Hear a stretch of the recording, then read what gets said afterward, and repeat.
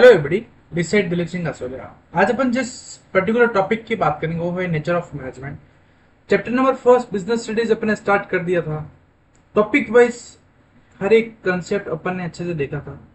आज अपन जिस पर्टिकुलर टॉपिक की बात कर रहे हैं उस पर्टिकुलर टॉपिक का क्या नाम है दोस्तों? उस पर्टिकुलर टॉपिक का नाम है आपका नेचर ऑफ मैनेजमेंट। यानी कि जो मैनेजमेंट है उसका नेचर क्या है। सर समझ में नहीं आ रहा, वापस सुनना। जो मैनेजमेंट है उसका नेचर क्या है, इन द सेंस क्या मैनेजमेंट आर्ट है, क्या मैनेजमेंट साइंस है, या क्या मैनेजमेंट प्रोफेशन। इस इन तीनों जो टर्म्स है, इन तीनों टर्म्स को अपन क्या करेंगे सर? इन तीनों टर्म्स को अपन कंपेयर करेंगे। किससे? मैनेजमेंट को किससे करेंगे? आर्ट से। मैनेजमेंट को करेंगे साइंस से, और मैनेजमेंट को करेंगे प्रोफेशन से। फिर अपने को पता पड़ेगा क्या मैनेजमेंट आर्ट है, क्या मैनेजमेंट साइंस है, या क्या मैनेजमेंट प्रोफेशन। जैसे कि अपन ने जो मैनेजमेंट की डेफिनेशन देखी थी, क्या देखी थी सर? अपन ने देखी थी मैनेजमेंट की डेफिनेशन। तो डेफिनेशन क्या देखी थी कि अपन ने बात की थी मैनेजमेंट क्या है आपका? मैनेजमेंट क्या है? आर्ट है सर। क्या है? आर्ट। तो अपन ने बोला था ना, management is an art of getting things done through others with the help of the achieving organisation goal, effectiveness and efficiency. ये सारी चीज की थी। एक स्टूडेंट का डाउट होता है सर, इफेक्टिवनेस और इफिशिएंसी में क्या डिफरेंस रहता है, तो देख लेना सर। तो बात करते हैं इफेक्टिवनेस और इफिशिएंसी। किसकी बात करते हैं? इफेक्टिवनेस और इफिशिएंसी की। सर जब बात करते हैं इफेक्टिवनेस या फिर जब बात करते हैं इफिशिएंसी की, इफेक्टिवनेस का मतलब होता है, इफेक्टिवनेस का मतलब होता है, देखो जो टर्म है वहां क्या है? टी यार, इफेक्टिव टिप इफेक्टिवनेस। टी से याद रखना है, टाइम कोड वर्ड है दैट, ज्यादा घबराने की जरूरत नहीं। टी से क्या याद रखना है आपको? देखिएगा इधर, टी से, टी से याद रखना है टी। टी से टाइम, टाइम टाइम टाइम, क्या याद रखना? टाइम। टी से टाइम। इफेक्टिवनेस की जब बात करते हैं दोस्तों, इफेक्टिवनेस के अंदर क्या करते हैं अपन? जो टाइम, मतलब जो कुछ भी काम करो उसको टाइम पर कंप्लीट करना। और इफिशियंसी की बात करते हैं 100% यूटिलाइजेशन ऑफ रिसोर्स, यानी जो भी काम करो वो प्रॉपर रिसोर्सेज में होना चाहिए, और जो कॉस्ट है वो आपको क्या करनी चाहिए? कम से कम कॉस्ट में आपका काम होना चाहिए। ठीक है, उसको इन जनरल बोला जाता है। ज़्यादा वीडियो लेंदी नहीं रखेंगे क्योंकि वो मैंने पहले समझा रखा था। और भी आपको किसी को भी दिक्कत हो कुछ भी नोट्स के रिगार्डिंग, तो ये नंबर लिख रहा हूँ मैं यहाँ पर। यहाँ से आप मुझे कनेक्ट हो, 9462205541। ठीक है, ये मेरा कॉन्टैक्ट नंबर है। यहाँ से आप, जो हमारी टीम है वो आपको नोट्स भी प्रोवाइड कर लेगी। और भी कुछ दिक्कत आती है, डाउट आती है, तो आप यहाँ इस नंबर से आप उनको डायरेक्ट व्हाट्सअप कर लेना, तो आपका जो भी डाउट होगा वो क्लियर हो जाएगा। सर बात करते हैं सर, क्या management is an art, management is N profession, management is N science. सबसे पहले बात करते हैं, किसकी बात करते हैं? सबसे पहले बात करते हैं नेचर्स ऑफ मैनेजमेंट। इसके अंदर फर्स्ट पॉइंट है, उस फर्स्ट पॉइंट का नाम है मैनेजमेंट एज एन साइंस। क्या मैनेजमेंट वो क्या साइंस है क्या? तो जैसे कि आपको पता है, science can be defined as the systematic body of the knowledge based on the facts. ठीक है, जो साइंस होती है वो किस पे बेस्ड होती है सर? साइंस जो बेस्ड होती है वो होती है आपकी फैक्ट्स पे। Systematic body of knowledge based on repeated experiments. फिर है आपका थर्ड पॉइंट है यूनिवर्सल वैलिडिटी। ये कुछ पॉइंट्स है। ठीक है, जैसे कि आप सबको पता है कि मैनेजमेंट हर हर ऑर्गेनाइजेशन में रिक्वायरमेंट है, हर जगह मैनेजमेंट लगता है। उसी तरह से साइंस भी हर जगह रिक्वायरमेंट होती है। साइंस की फर्स्ट पॉइंट है सिस्टमैटिक बॉडी ऑफ नॉलेज। ये तीनों में है, साइंस में भी है, आर्ट में भी और प्रोफेशन में है। जब बात करते हैं सिस्टमैटिक बॉडी ऑफ नॉलेज, यानी कि जिस तरह से मैनेजमेंट की बुक्स होती है, बिजनेस स्टडीज की बुक होती है, मैनेजमेंट की बुक्स होती है, उसी तरह से आपकी साइंस की भी बुक होती है। बिल्कुल सही बात है, क्लास 10 के स्टूडेंट्स भी साइंस पढ़ते हैं, 11 12 में भी जो साइंस ऑप्ट करते हैं वो भी साइंस पढ़ते हैं। और फर्दर स्टडीज की बात करें, जो बीटेक्स है, फिर बायोलॉजी में जो भी, उनकी भी प्रॉपर बुक्स होती है। यानी कि साइंस का भी डेटा, यानी कि थ्योरेटिकल बॉडी नॉलेज प्रेजेंट है, यानी कि थ्योरीज प्रेजेंट है किसकी? साइंस की। और बात करें सर मैनेजमेंट की, तो मैनेजमेंट की भी सारी बुक्स प्रेजेंट है। यानी कि फर्स्ट पॉइंट की बात करें तो फर्स्ट पॉइंट मैनेजमेंट का भी प्रेजेंट है और साइंस का भी प्रेजेंट है। ठीक है, सेकंड पॉइंट की बात करते हैं, किसकी पॉइंट की बात करते हैं? सेकंड पॉइंट देखना, based on repeated experiment. Science की बात करते हैं तो साइंस में एक्सपेरिमेंट्स होते हैं। क्या होते हैं? फॉर एन एग्जांपल, कि कुछ भी एक्सपेरिमेंट करते हैं, जैसे कि अपने को चाय बनानी है तो कुछ रिएक्शंस होगी, देन आफ्टर वो जो आपका मिल्क है वो गर्म होगा, फिर कुछ चीजें अपन ऐड करेंगे, शुगर ऐड करेंगे, टीज लीव्स ऐड करेंगे, या फिर कुछ मसाले ऐड करेंगे, तब जाके फिर चाय तैयार होगी। तो ये क्या एक्सपेरिमेंट ही हुआ ना, एक तरह का। उसी तरह से मैनेजमेंट है, यहाँ पर अपन एक्सपेरिमेंट किस पे करते हैं? थिंग्स पे करते हैं।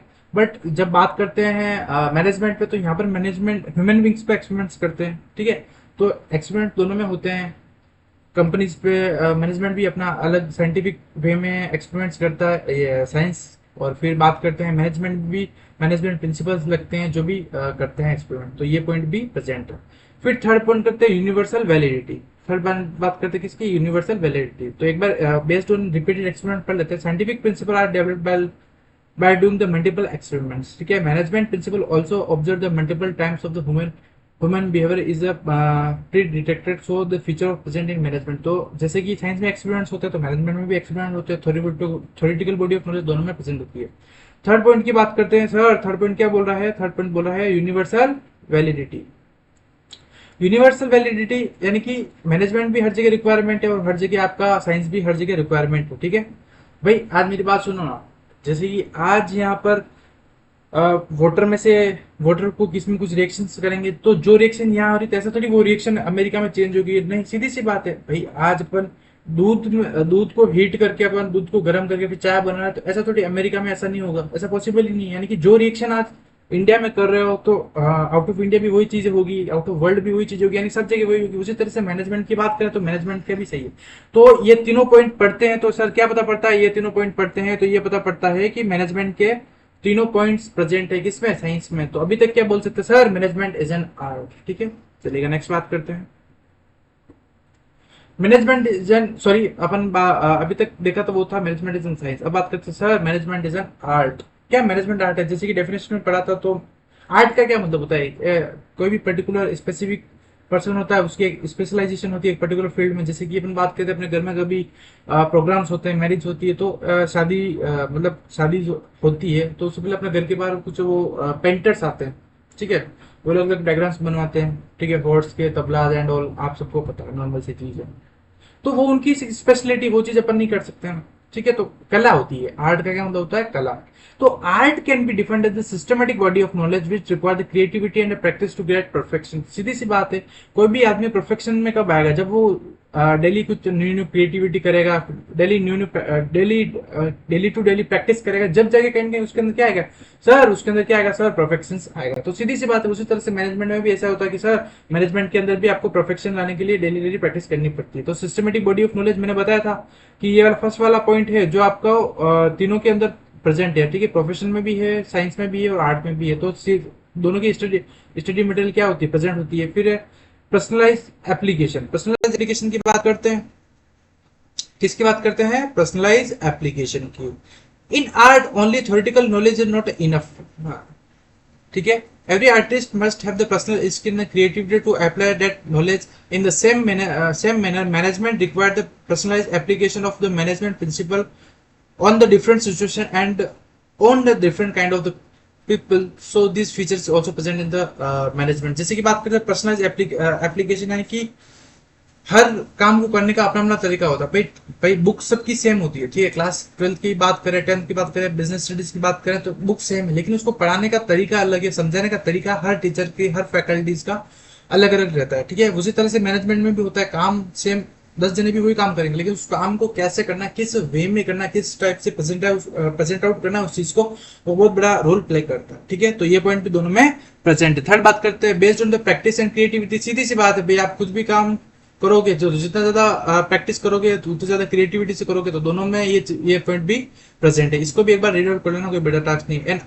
N artist has to do regular practice to become the perfect as well all no art is only the interesting when it makes some creativity. सीधी सी बात है, आर्ट कब, कला कब कह सकते हैं कि अच्छी होगी, जब उसमें अंदर क्या होगी, कुछ क्रिएटिविटी होगी। उसी तरह से मैनेजमेंट के भी अंदर क्या होता है कि कुछ क्रिएटिविटी आप ऐड करोगे, कुछ स्किल्स ऐड करोगे तो जाके बहुत ज्यादा इंटरेस्टिंग होगी। तो कह सकते हैं कि मैनेजमेंट एज एन आर्ट भी है। तो अभी तक क्या कहते हैं सर, मैनेजमेंट आर्ट भी है और साइंस भी है।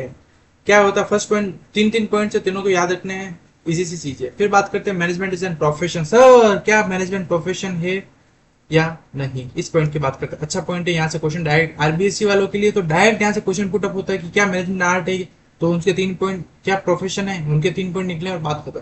लेकिन सर बात करते हैं सीबीएसई स्कूल, सर सीबीएसई वाले बोलते हैं कि हमारा डायरेक्ट क्वेश्चन नहीं आते हैं, तो घबराने की जरूरत नहीं है। केस स्टडी आती है, आपको पता है, आपने सबने अच्छे से कर रखी है, केस स्टडी किस फॉर्म में आती है आप सबको अच्छे से पता है, उस टाइप से करना है।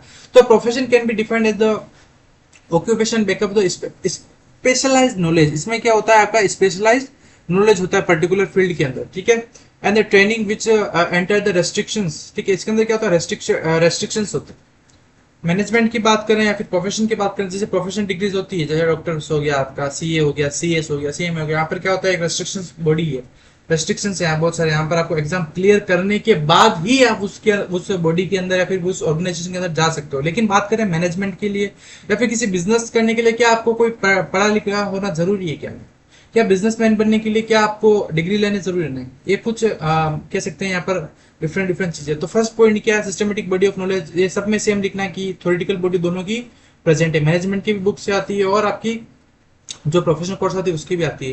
फिर रेस्ट्रिक्टेड एंट्री, यानी कि प्रोफेशन की बात करते हैं तो जैसे सीए के लिए आपको क्वालिफाइड होना चाहिए। सीए के जो एग्जाम होते हैं आपका फाउंडेशन, इंटर और फाइनल, ये सब आपको क्लियर होना चाहिए। लेकिन बात करें मैनेजमेंट में ऐसा नहीं होता, ठीक है। तो अभी तक क्या कह सकते हैं कि ये एक ऐसा पॉइंट है जो प्रेजेंट नहीं है, ठीक है। तो restricted entry, without profession degree no one can enter into profession. A person can practice CA only when CA qualified. CA की वो प्रैक्टिस कब कर सकता है, जब वो CA qualified हो। But in management, anyone can manage having the proper management skills. So features is not present in the management. तो अभी तक क्या पता पड़ा कि भाई मैनेजमेंट करने के लिए कोई स्किल्स, मतलब स्किल्स है आपके अंदर तो आप मैनेजमेंट कर सकते हो, ठीक है। लेकिन सीए मतलब सीए प्रैक्टिस करना तो उसके लिए आपको क्वालिफाइड होना चाहिए। तो अभी तक क्या कह सकते हैं कि रेस्ट्रिक्टेड एंट्री वाला जो पॉइंट है किसका, प्रोफेशन का, वो प्रेजेंट नहीं, किसके अंदर, मैनेजमेंट के अंदर। फिर सर्विस मोटिव, क्या पॉइंट है, सर्विस मोटिव। जो डॉक्टर्स होते हैं, टीचर्स होते हैं, फैकल्टीज होती है, स्कूल्स हैं, ये सब क्या होता है, सर्विस मोटिव के ऊपर काम करता है। लेकिन बिजनेसमैन क्या करता है, प्रॉफिट अर्न करने का काम करता है। फिर थर्ड है presence of the professional association. यहाँ पर क्या होती है, हर एक अपनी बॉडी होती है, ठीक है। जैसे कि जो सीए का एग्जाम कंडक्ट करवाता है, किसका एग्जाम, सीए का एग्जाम कौन कंडक्ट करता है, आईसीए करवाता है। उसी तरह से सीएस का एग्जाम है, आईसीएसई इसकी जो बॉडी होती है वो करवाती है। जैसे कि आपका डॉक्टर का एग्जाम कौन करवाता है, नीट जो पेपर होता है उसको एनटीए बॉडी कंडक्ट करवाती है। तो ये अलग अलग बॉडीज है, ठीक है। लेकिन बिजनेस करने के लिए, मैनेजमेंट करने के लिए ऐसा कुछ जरूरी नहीं है, ठीक है। तो ये अभी तक अपन ने तीनों पॉइंट देख लिए। तो अभी तक क्या पता पड़ा कि मैनेजमेंट क्या है, management is an art, management is science, but in exit profession. In exit profession इसलिए बोला क्योंकि कहीं ना कहीं कुछ पॉइंट्स एब्सेंट है, किसके, साइंस के और प्रोफेशन के। तो इसलिए आपने देखा होगा कि जो डेफिनेशन पढ़ी थी वो क्या पढ़ी sir, management is an art of getting things done through others with the help of achieving goals, effectiveness, efficiency, वो जो भी ब्ला ब्ला जो भी डेफिनेशन थी वो आपने पढ़ी। लेकिन कुछ हद तक जो पॉइंट प्रेजेंट नहीं है, वो प्रोफेशन के जो पॉइंट्स है वो प्रेजेंट नहीं है, किसके अंदर, मैनेजमेंट के अंदर। तो यहाँ तक जो आपका पार्ट था वो यहाँ पर कवर आउट होता है, ठीक है दोस्तों। अगर आपको कुछ भी दिक्कत हो, डाउट हो, परेशानी हो तो आप हमसे कनेक्ट हो सकते हैं और आपका जो भी डाउट हो हमसे पूछ सकते हो, ठीक है।